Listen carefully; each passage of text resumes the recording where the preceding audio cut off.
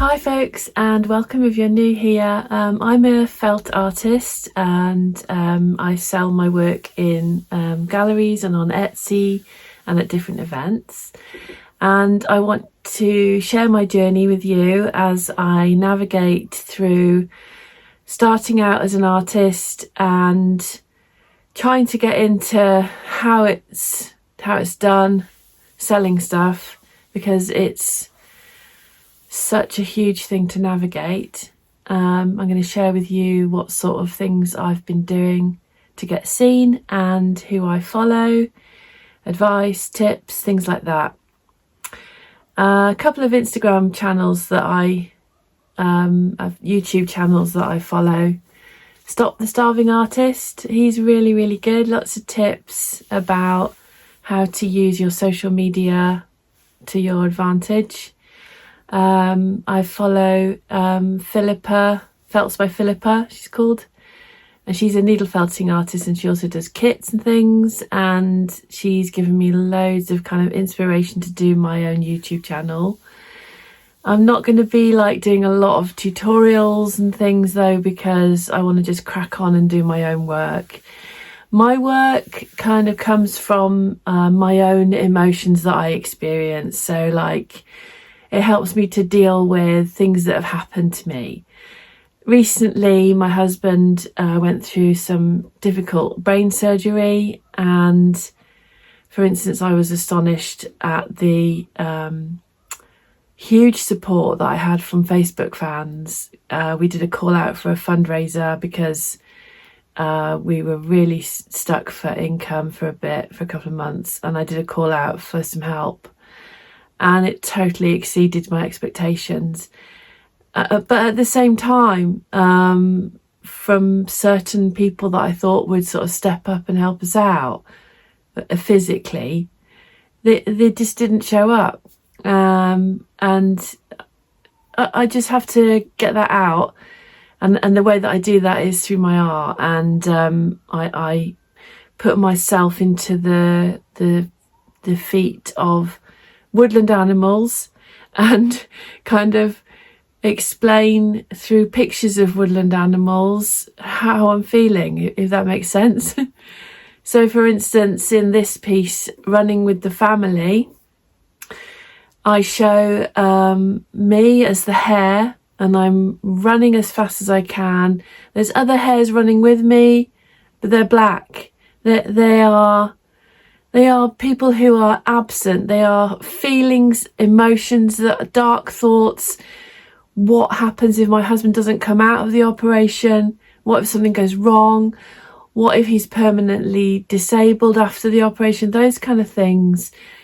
And he's the fox sheltered under the tree roots. He's asleep. And he's unaware of everything that's going through my mind because I'm keeping it from him when I go to visit him in hospital.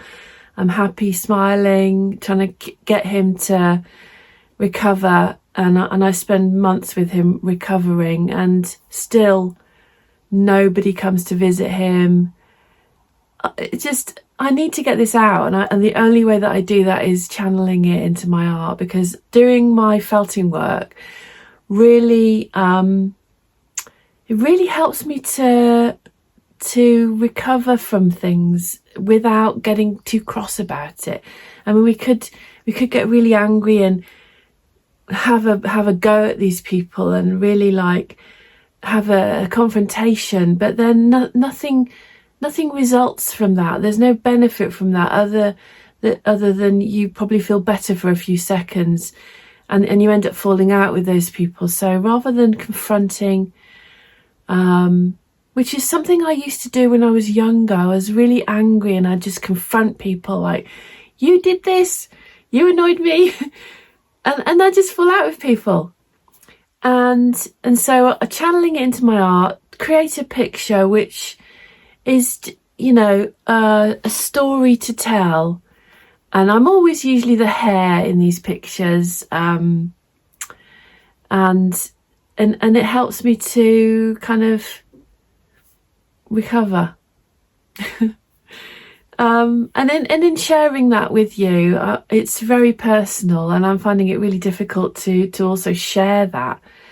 But it helps me to get over things and not just sit around crying all the time.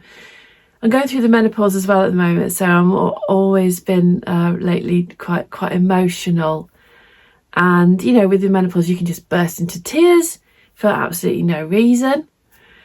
Or you can just be touched more with things that are going on. I've recently lost both of my dogs that I've had for quite some time. My lurcher Phoebe, she was with me since she was 6 months old, and she's been my dog for over 13 years. And she was a bait dog originally, and she was rescued from that life by the Greyhound Trust. And there was a litter of them, and I picked her up when she was 6 months old and took her home, and she got on fine with my other greyhound. And then later on, when I lost that one, I had another greyhound, so she lived with that greyhound, a beautiful brindle greyhound called Luna. She was so beautiful, and I miss them both so much, Phoebe and Luna. And I've decided not to have another dog for quite some time, because it's such a massive responsibility.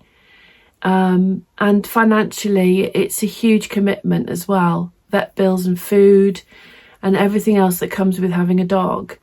It's too big a commitment for me to go back into right now.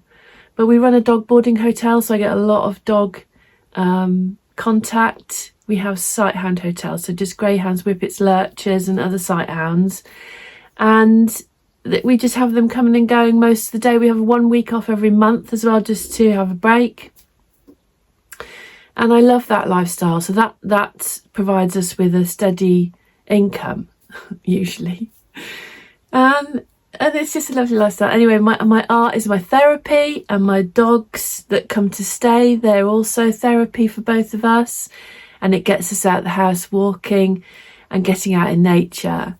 And as you know, I've already explained how we started putting trail cams up in the woods. And that gets me out into the woods and enjoying nature. And I'm up there and I'm touching the trees and finding out where the animals like to hang out, putting a camera up, putting some food down and seeing what I get. And it's just been amazing. The last year nearly I've been doing trail cams for, and the footage I've had is just fantastic. So I'm sharing that with you to show you what sort of things I've seen. In the next video I've got some footage of the baby badgers and baby foxes as well. So it's going to be lovely to see those in some of my artwork soon. So there's definitely some parent and baby artwork coming up. The felting itself is such a tactile way to create art, and you've got your hands on, getting wet and soapy, and then afterwards I'm stitching, and there's no paintbrushes involved, there's no pens and paper.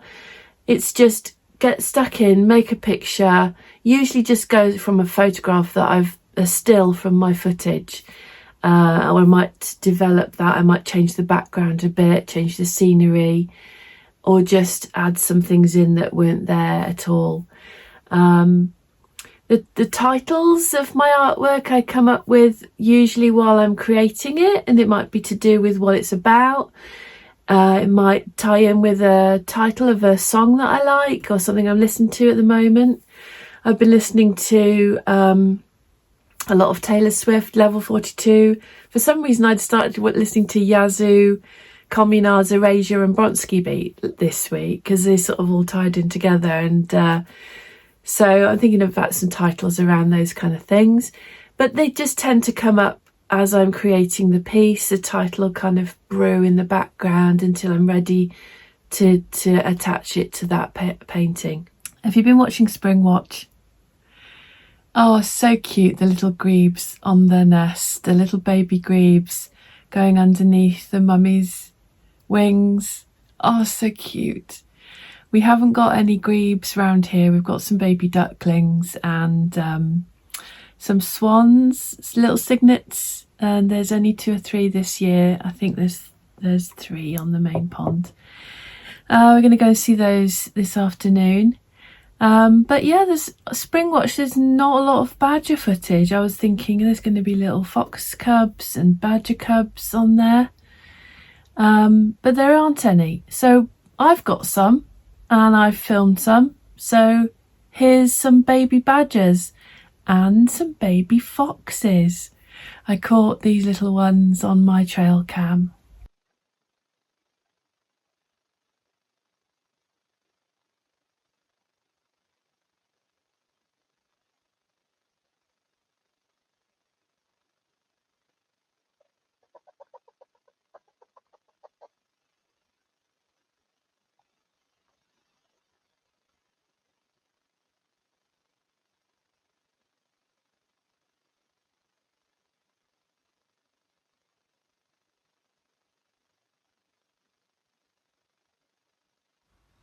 So we can see here the first little baby has emerged, and he's suckling with his mum outside the sett.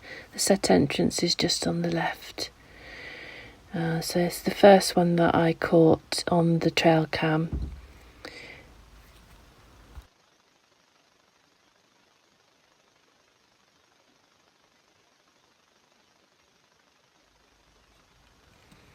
She takes him down into the badger sett, and he's determined to come up and say hello afterwards.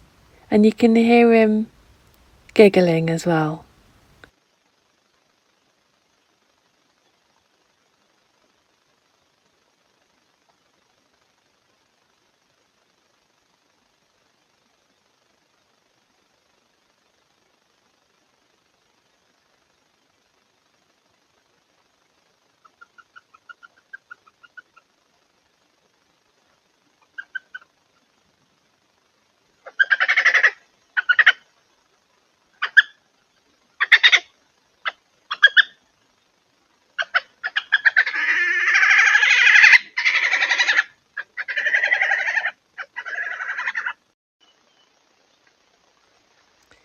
And then about a week later, I think it was, I captured these little babies coming out. So there's 4 cubs in total, and they're all out now. I had a gap in the footage because my battery went flat due to the fact that there was a lot of action. And of course the nights are getting longer now, so shorter. The nights are getting shorter. Oh, I don't know. It's lighter earlier anyway. And so I got a lot more footage of them out in the daylight. So we got the adults. There's 4 adults and there's 4 little cubs.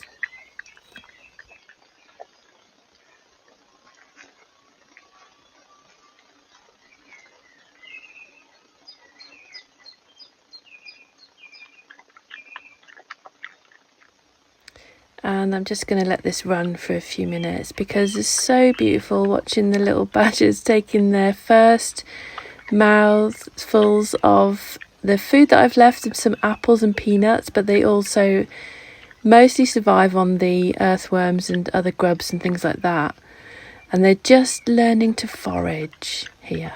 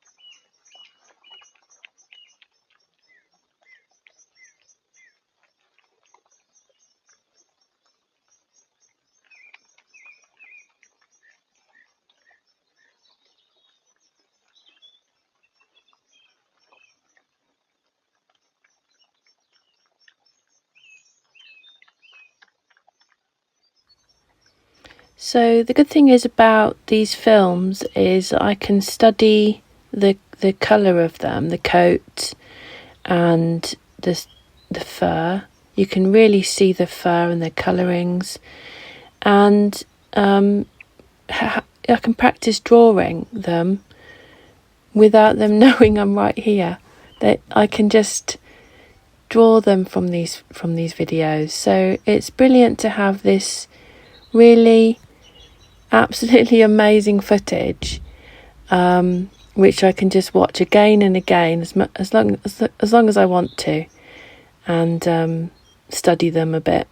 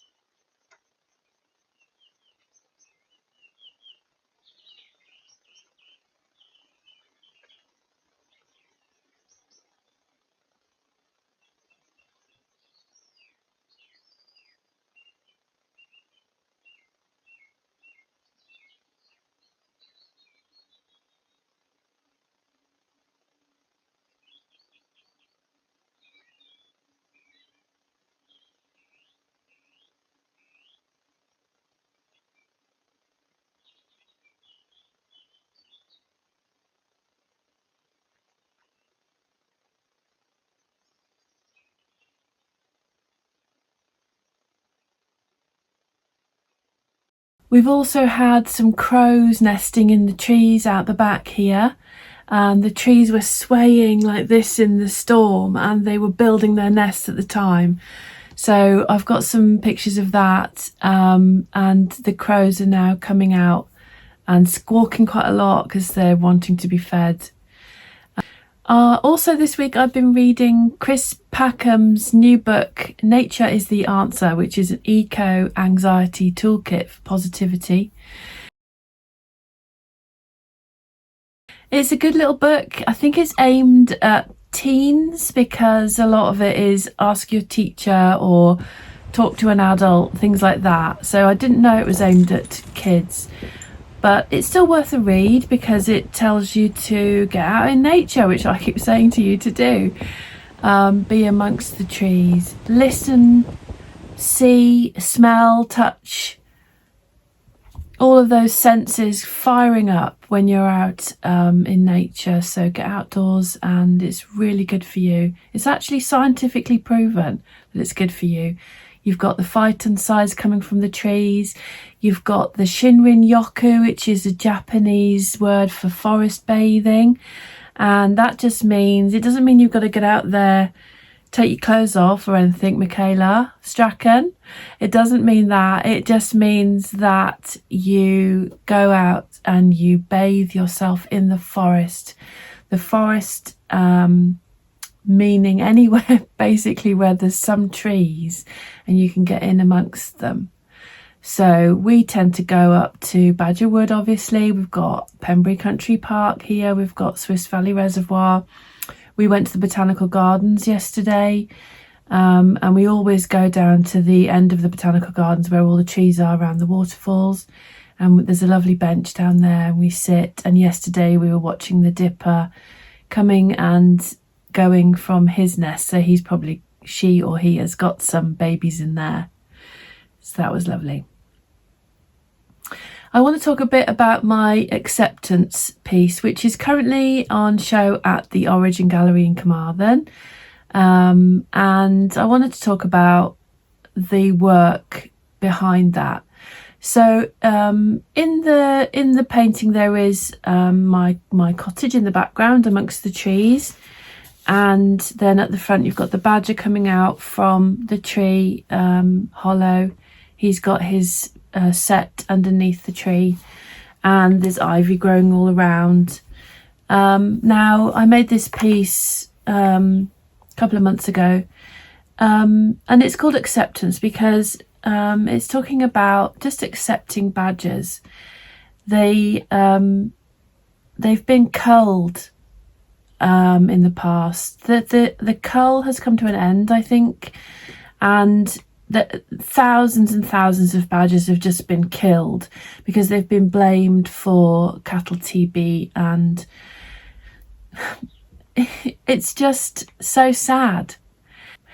Anyway, that's what my piece is about, Acceptance. It's a really, really large piece, 24 inches by 30.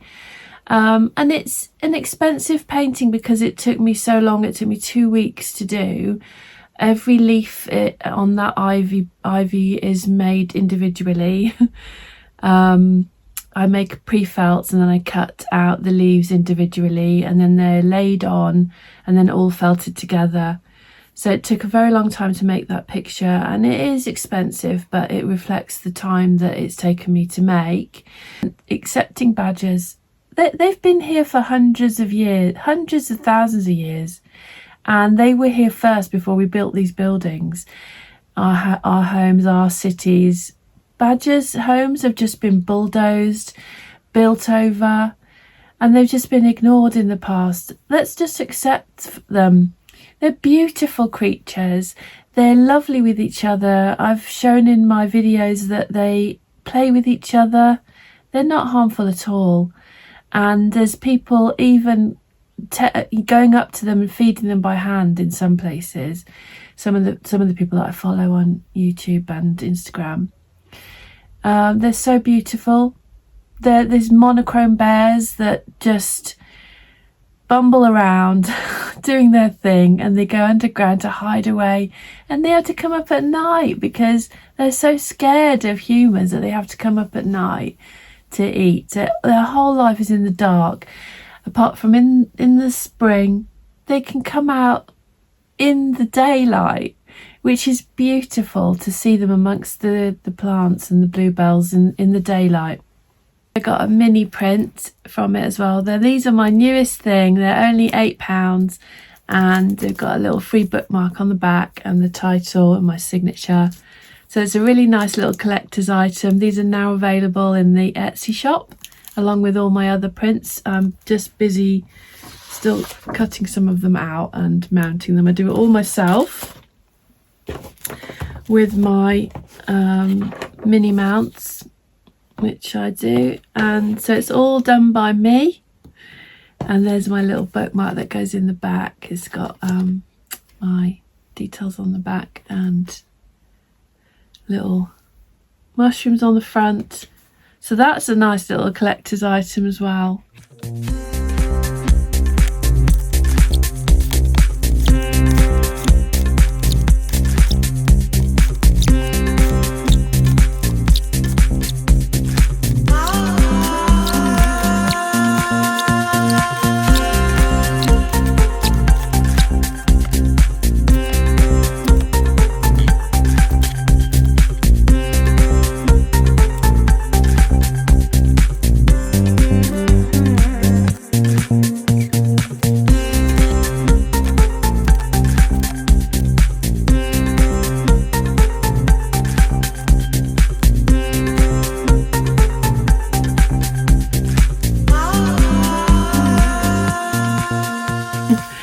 Okay, so that's them all done. So they're going to be going into the shop today and into the gallery next week. I just wanted to go through what I use to do the mounts, because I make them all myself, and how much it costs me, and then how I work out the price just to make sure I make a profit. So the mounts themselves, they come in mount packs. I haven't got any unopened because I've just used all 30 that I bought. But they come out to about £1.80 each. So I buy them from myroomart.com. I'll put a link below. And they have the mounts already cut really nicely with a nice edge, and it's kind of mottled on the front, which is really nice. They come in different colours like black, off-white, bright white, and they've got the mount board on the back as well, and then a nice little plastic cover for them. So they work out about £1.80 each, and you buy them in packs of 10, 20. I bought 30 all in one go, along with 20 of some bigger ones, which I'm going to be doing soon. The picture mount tape that I use, it's really strong mounting tape. It's got kind of like a textured feel to it. And 2 of those is £6.60 on Amazon. They're 100% recyclable and vegan as well. And then I use double-sided sticky tape, and that works out to £7 for 3 rolls. So you get 3 rolls in a pack. They're 0.4 inches wide, and you get 30 yards. I don't know how much a yard is, but they last for ages. That's one that's not been used yet, so it's really quite a lot on there. And you just stick it on, peel off the white backing, and it's really strong adhesive. So as you saw me in the video, I put mount tape on the back of the picture, put that onto the front, and then I use the table to get it level while I stick the mount board on the back. The paper that I print on is archival. It's A4 paper from Epson, and I ordered this on Amazon as well. It's £21.50 for 50 sheets, and it's really good quality paper. So the front of it is this nice textured, and on the back it's smooth. So you put the textured side up into the printer and you get a really nice print. It doesn't shine at all. So it's a bit different to the paper that I use for the cards. I use a shiny paper for those. But this is going to be perfect for a print that wants to be around for some time. It won't fade. So that's the inkjet archival paper. My printer is an HP DeskJet 2810E, and I bought that. I think it was less than £100 when I bought it a few years ago, and then I buy a subscription every month for printing, so I can print 100 sheets of either colour or black and white, and I pay about £6.50 a month for my subscription, and they just send you cartridges when you're about to run out. So I can print 100 full colour, if I wanted to, full colour of these for for £6.50. So that's pretty good, but you have to keep track of how many you've printed through the month. So I just have a little tally sheet which I put down. I've printed 10 today or something, just so that you don't go over. But if you carry on over, they just charge you £1.50 for every extra 10 sheets. You can change your membership every month, so you can go down to like just 50 sheets a month, or if you want to do a big printing month, you can go up to 200, and you can just change it every month. So that's really good. So with all of that included, 180 for the mounts, 20p for the mount tape, 20p for the double-sided tape. I mean, that's overestimated. 22p for the paper, 7p for the printing, comes to about £2.50. It's cost me to make one of these. So then what I do is I double that to £5, so that I can make a bit of profit. And then I've got to add on 45% commission some places take. So I want to make sure that I'm also making a profit when the gallery takes its commission. So what you do, and I'll do another video on how to work out commission, but basically I've got £5 and I want to divide that by 1 minus the percentage. So I'll do a little video about how to work out commission. So basically it comes to about £8.30, so I charge £8, and that gives me my profit. It covers my costs and it covers the commission that a gallery could charge. Luckily, Origin Carmarthen don't charge me that much, so I make a little bit extra there, but I also pay a membership fee there each month, so it covers that too. And then when I'm out and about doing like festivals or markets, you've always got a stall fee, and so that could be quite a big stall fee, it could be a small one. So just set your prices at something that you're going to still make a profit at, which is a really important thing. There's absolutely no point doing all of this and doing all of this work if you're not going to make a profit. Now, when I was at Wonderwall, these little mini mounts, they sold out completely. I only made 6 of them just to test the water, but everybody snapped them up, and so I've made 30 more. So here goes with those mini mounts. Hopefully they will sell just as well as at Wonderwall. This is an example of one of the printed velvet pouches that I do. So they're ideal for like makeup, and they've got fleece lining. You can use it for camera bits, you can use it for, I don't know, anything you like. You might be going on a holiday and that's quite a handy little pouch to put some bits and bobs in. There's also a smaller version which is a little purse, so it's got my acceptance artwork on there. It's got the fleece on the inside as well, and a little pom-pom. So that's the pouch and the purse, and they're both already available on the Etsy shop and at Origin Carmarthen. And also on the badger theme, I've got a new pencil case design, which is the Ancient Rites painting, which is for sale at Origin Carmarthen at the moment. It's got fleece on the inside, and that's the second one in my pencil case range with a badger.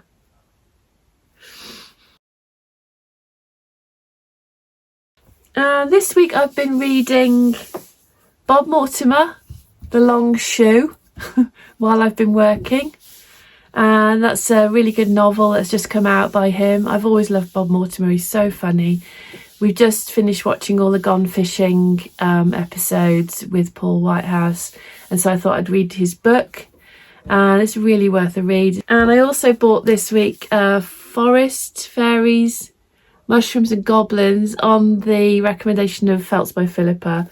So in there there's loads of toadstool stickers and things, and little puzzles and colouring in, and lots of information as well, and quotes and little feel good. Oh, there's my bookmark just fallen out. Little poems and things like that. So that's really good. There's some frogs. A really good little book, sticker colour and activity book, over 500 stickers. Really cool.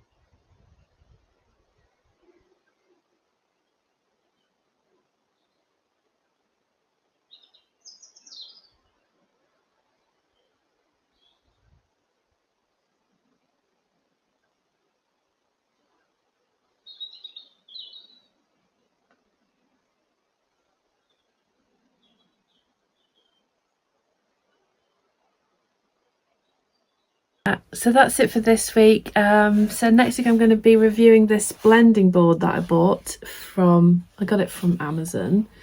This cost me £20. The one on World of Wool is £140. So I'm wondering why that one is so expensive and this one was just £20. So I'm hoping that I'll get some blending done on that.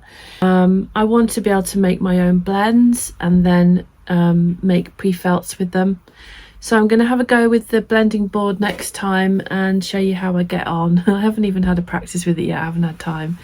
So that'll be in the next video.